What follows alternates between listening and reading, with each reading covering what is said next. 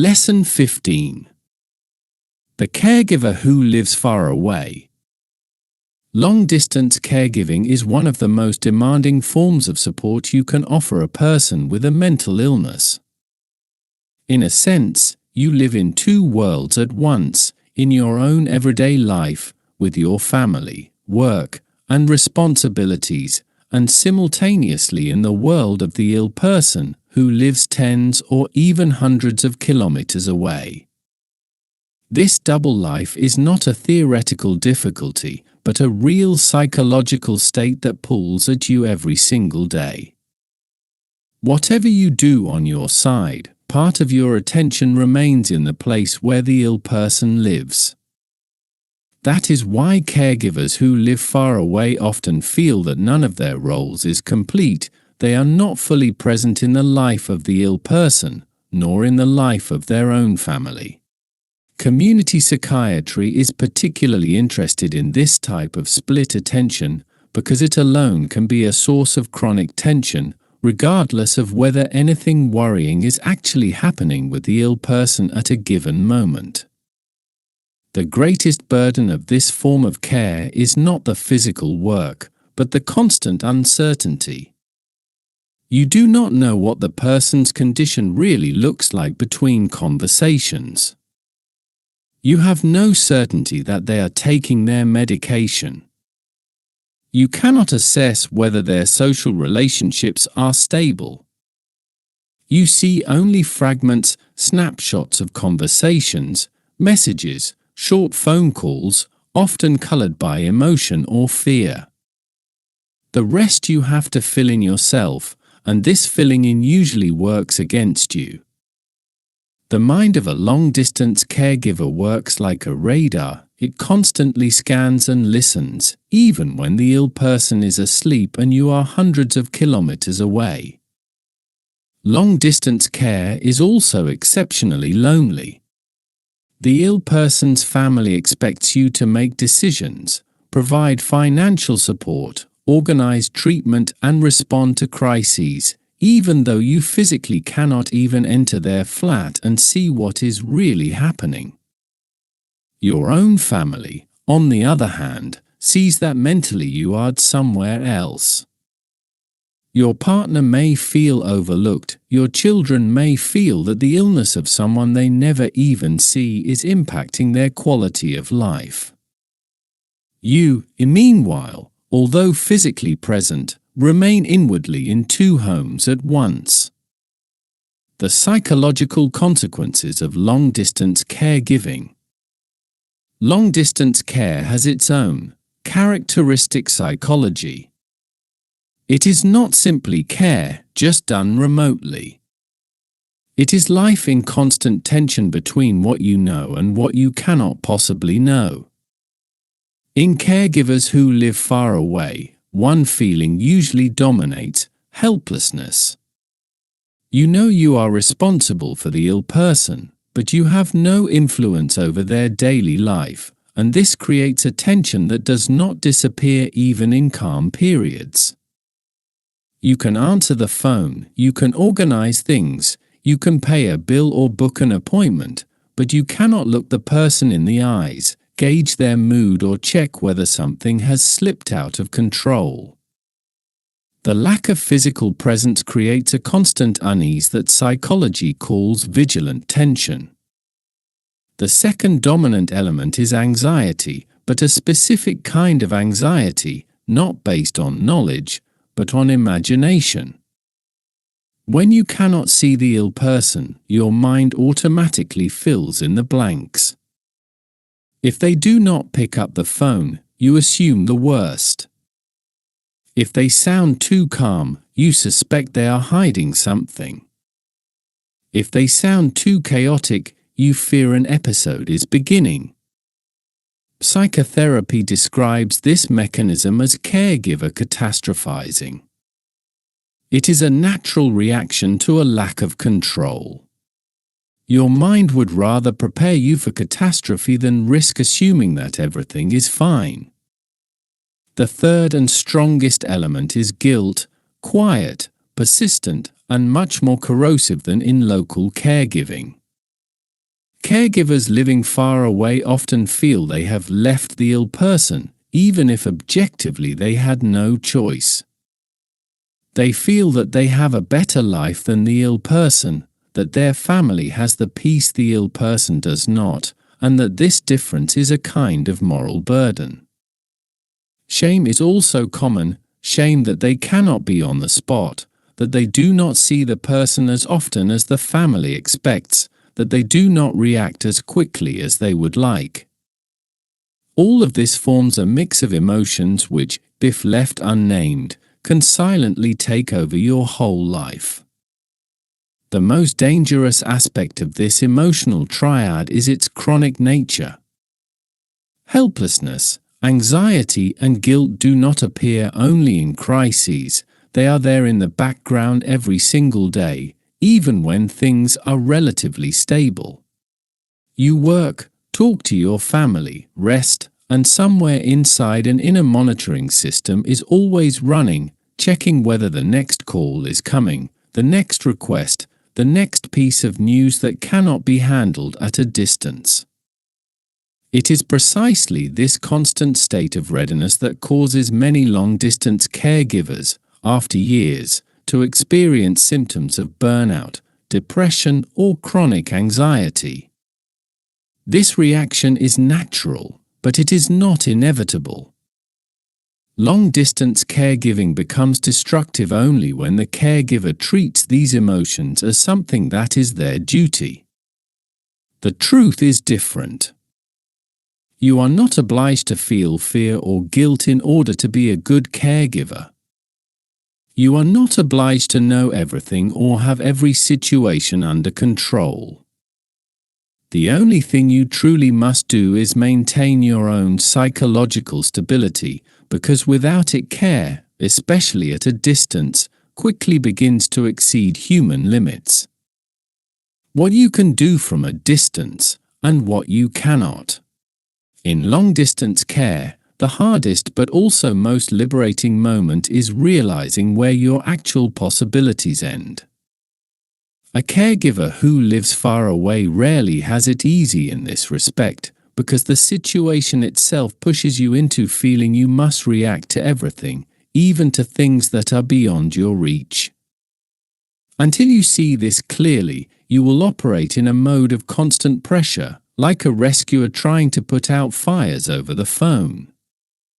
From a distance you can do many important things: coordinate treatment, arrange appointments, stay in contact with the doctor, keep track of prescriptions, organize transport, oversee finances, talk to neighbors, monitor the situation, and create a crisis plan. These are actions that genuinely help the ill person and relieve the family, and they do not require your physical presence. In these areas your role can even be more effective than that of someone on the spot, because you act from a distance, more coolly, with greater clarity and without some of the emotional entanglements that come from constant direct contact with the ill person. But there is a whole list of things that cannot be done by phone, although caregivers often try. You cannot respond to sudden agitation. You cannot assess mental state from tone of voice alone. You cannot inspect the flat. You cannot actually see whether medication is being taken. You cannot intervene in a crisis. You cannot drive the person to hospital. You cannot physically step in between them and danger. These areas lie outside your reach, and there is no technique or goodwill that can change that. This is exactly where irrational guilt starts to arise in caregivers, as if they should have done something more. It is worth understanding that these limits are not the result of your weakness or lack of competence. They arise from physical facts. You cannot teleport yourself, and you cannot be a firefighter in 2 cities at once. Community psychiatry is very interested in the moment when a caregiver begins to come to terms with reality. This is the moment when tension starts to fall. When you finally say to yourself, "I cannot do that, even if I would like to," you regain some control over your own psyche. This is not resignation, but clear-sightedness. The key point in this section is acceptance. Long-distance care does not give you full control over the ill person's life, and it never will. You can support, organize, coordinate, talk, motivate, remind, and that is already a great deal. But you cannot take responsibility for situations that require physical presence. Take this as a principle, not as a personal failure. As long as you treat your limitations as something that should be different, you will live in guilt and constant pressure. Only recognizing the limits of your own abilities allows you to act effectively rather than chaotically. Long-distance caregiving is not about doing everything. It is about wisely doing what is within your power and not taking responsibility for what is objectively outside it. This principle is the foundation of the balance we will build in the next parts of the lesson. Building on-site support and organizing long-distance care. Long-distance care becomes manageable only when you understand that you cannot carry it alone. If you live in another city or country, your most important role is not to be the hero who tries to control everything, but to be the coordinator who organizes a network of people and institutions located close to the ill person. Without such a network, long-distance care always turns into chaos, and you, regardless of your efforts, will feel the same, exhausted and powerless. In practice, this means you must actively build local circles of support around the ill person. Siblings, extended family, neighbors, friends, a religious community, a community psychiatric nurse, a social worker, the local social welfare center, all of these people and institutions become your extended hands. If they are not consciously involved, they will, by default, passively wait for you to deal with it, because you are the strongest, the most responsible, or that's just how you are. This is not malice, it is a social mechanism. Families always lean on the strongest element until that element sets clear conditions.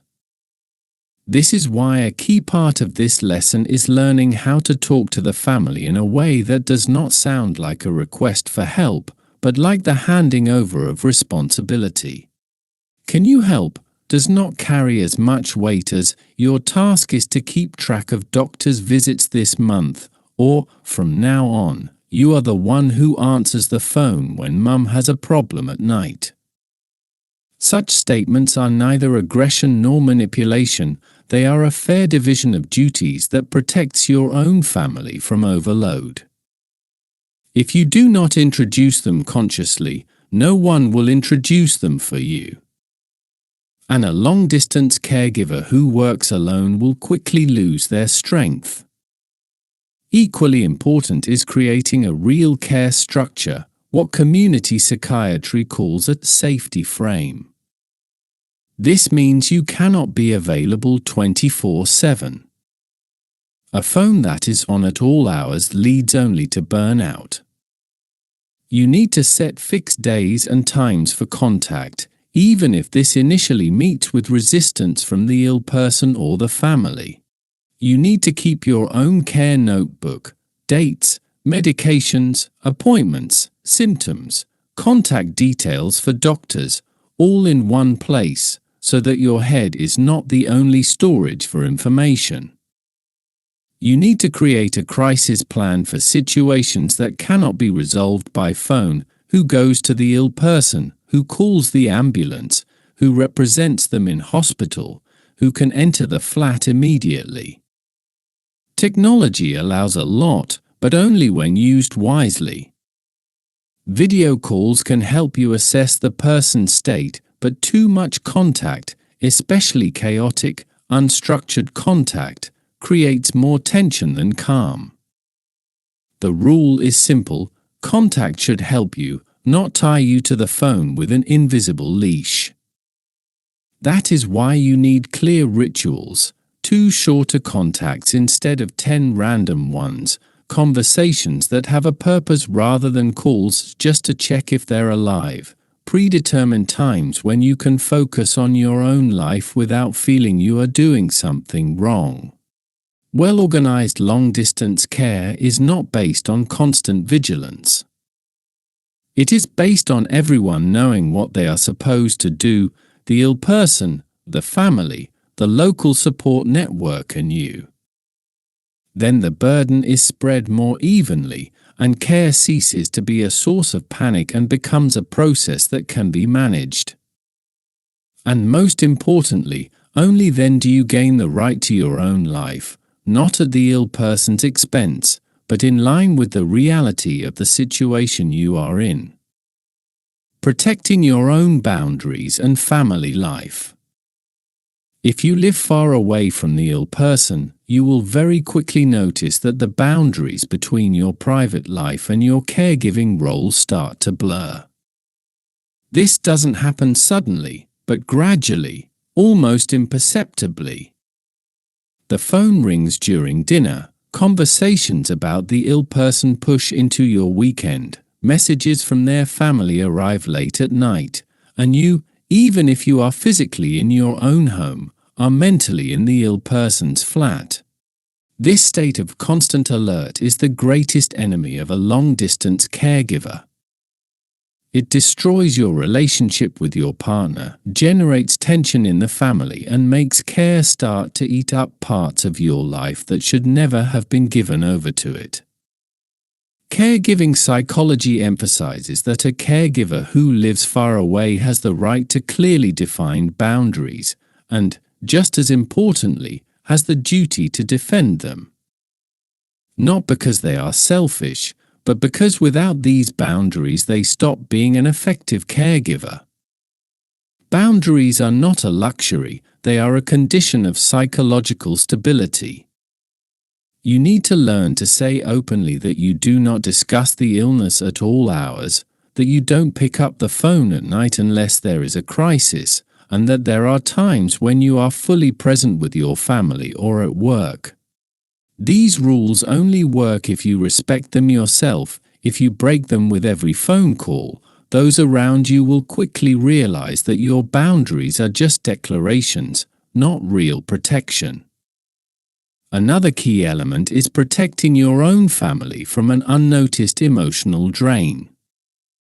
Your partner needs to know when you are dealing with matters related to the ill person and when you are fully present in your relationship. Your children need to see that their needs are not constantly being pushed into the background just because someone hundreds of kilometers away is in crisis. Illness-free zones are a necessity in this form of care: evenings, weekends, trips, meals during which you do not analyze the ill person's situation, do not check your phone, and do not explain that you have to be available. It is also very important to recognize the moment when the ill person's family begins to treat you like a cash machine and telephone therapist. This is one of the most common problems faced by caregivers living abroad or in another city. The family on the ground reports every little thing to you, as if only your reaction mattered. In such situations, you must learn to shift responsibility back to where it belongs, not through arguments, but through clear messages: I can't deal with this, you need to do it. This is not an issue that requires my decision, you can handle this yourself. You don't do this to run away from your duties, but because care has to be a shared effort, not a solitary task on your shoulders. A long-distance caregiver is particularly vulnerable to financial exploitation by the ill person, their family, or people in their environment. This stems from a simple information asymmetry: you are far away and cannot see which needs are real and which are only stated. You do not see the bills, you do not have insight into day-to-day spending, you cannot assess whether money goes to food and medication, or to substances or unnecessary purchases.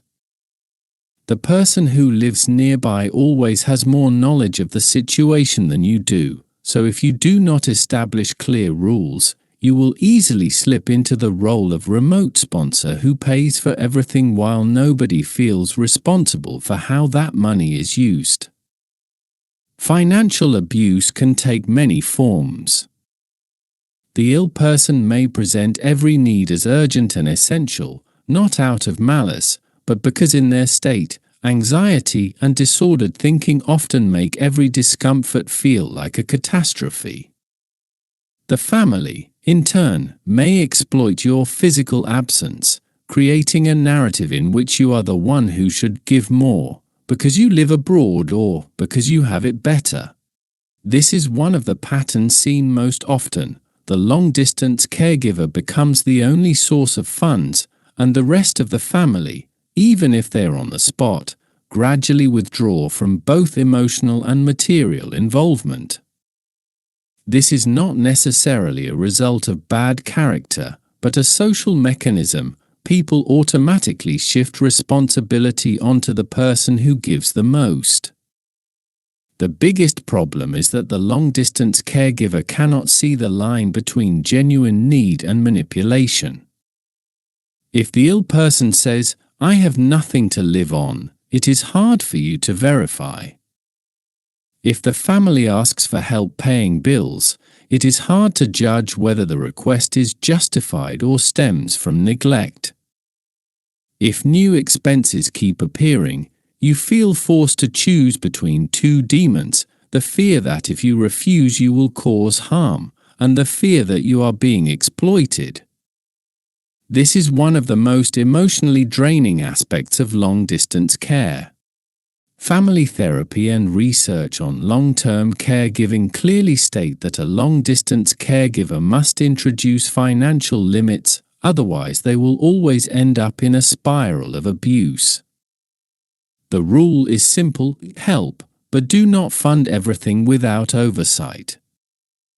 Ask for bills, documents, receipts. Set a fixed monthly amount instead of responding to every sudden request. Create an account from which only basic needs are paid. Agree that any expenses beyond that amount require verification with someone who is on site.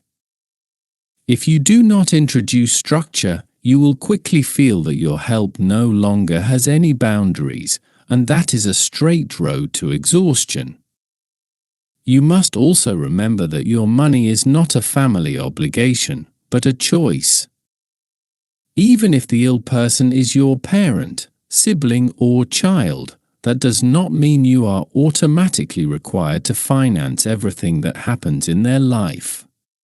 If you become the only source of support, you can easily lose control of the situation, and the family, often unconsciously, will make use of that.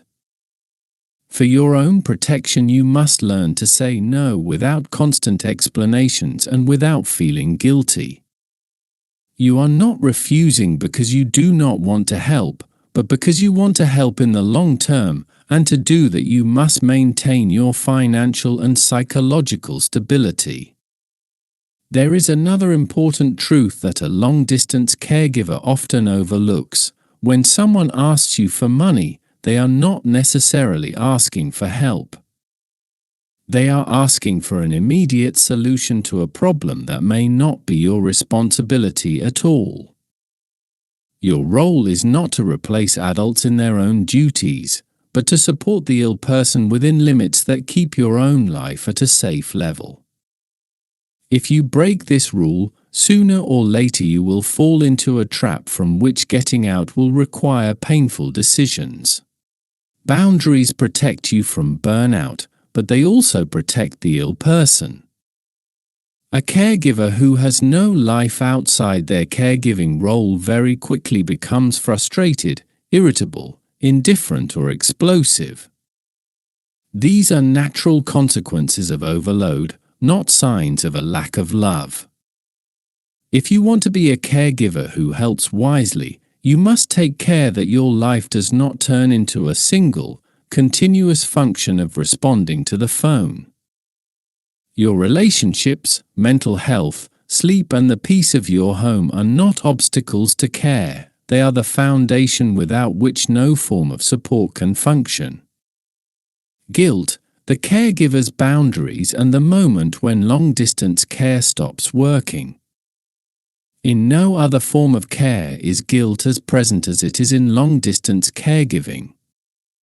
It accompanies you almost constantly, because you live with the conviction that you could do more, if only you were closer. Every conversation, every crisis, every delay in the ill person answering the phone triggers a self-punishing mechanism. It's my fault, I didn't keep an eye on things, if I had been there, this would not have happened. The problem is that these thoughts have little to do with reality.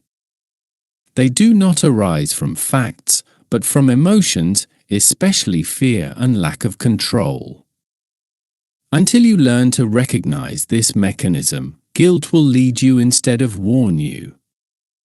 The greatest danger is that guilt very easily becomes your main motive for action. You send more money than you should because you are afraid to refuse. You agree to every task because you do not want the family to think you are avoiding responsibility. You answer the phone at night every time because you have the feeling that saying no could lead to tragedy. In this way you stop taking care of the ill person and start taking care of your own fear. From the outside it may look like sacrifice, but in reality it is a quiet trap that leads straight to exhaustion. At some point you start to see that care in its current form is burdening not only you, but also your family. Your partner feels that your attention no longer really belongs to them. Your children notice that someone they do not even know is affecting their everyday life. Tension appears in the home, not because someone lacks empathy, but because you are living according to the rhythm of a situation unfolding hundreds of kilometers away. This is the moment when guilt stops being a private feeling and starts turning your domestic life upside down. Burnout in a long-distance caregiver never begins abruptly. It is a process that builds up until one day you realize that your emotional state has become unstable and your reactions are excessive, irritable, or withdrawn. Caregiving psychology calls this the tipping point. It is the moment when care in its current form is no longer possible. It does not mean failure. It means a realistic assessment of the situation. The ill person needs more than you can give, and you need protection so as not to be destroyed. There are situations in which long-distance care simply does not work, when the ill person needs immediate, regular on-site monitoring, when frequent crises occur, when they stop taking medication, when the family refuses to cooperate, when your psychological or financial resources have reached their limit. In such moments, other solutions must be considered: supported housing, a care home, intensive community care, the transfer of responsibility to other family members, and sometimes more frequent hospital stays. This is not proof that you have failed. It is proof that you are protecting the ill person and yourself instead of clinging to a model that is no longer realistic. What matters most is that you learn to treat your limits not as flaws, but as a compass. The fact that you cannot help endlessly does not mean you are a bad caregiver. It means you are human. Long-distance care requires wisdom, and its highest form is the ability to recognize the moment when the strategy has to change, not because love has run out, but because responsibility requires it.